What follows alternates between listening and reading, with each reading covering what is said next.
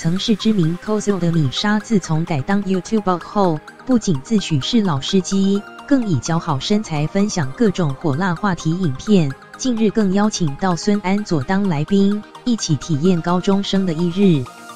而米莎也对孙安佐提出各种犀利拷问，不过网友却发现，孙安佐不仅纯情，也相当具有绅士风度。米莎与孙安佐一起体验当一日高中生，不仅跟着上课，也向同学们发问各种问题，包括问男同学们最喜欢的 AV 女优是谁，都在哪里看 A 片，早上有考考吗？你是考考睡还是考考醒？让男高中生们又羞又尴尬。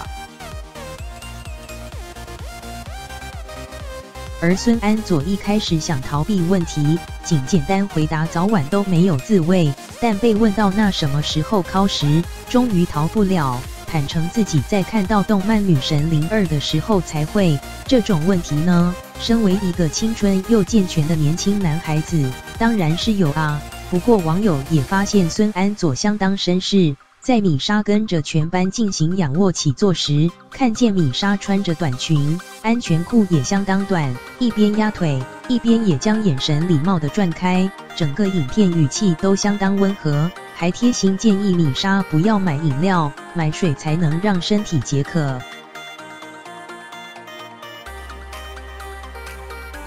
不少网友纷纷留言：安佐也太可爱了吧，好喜欢！完了。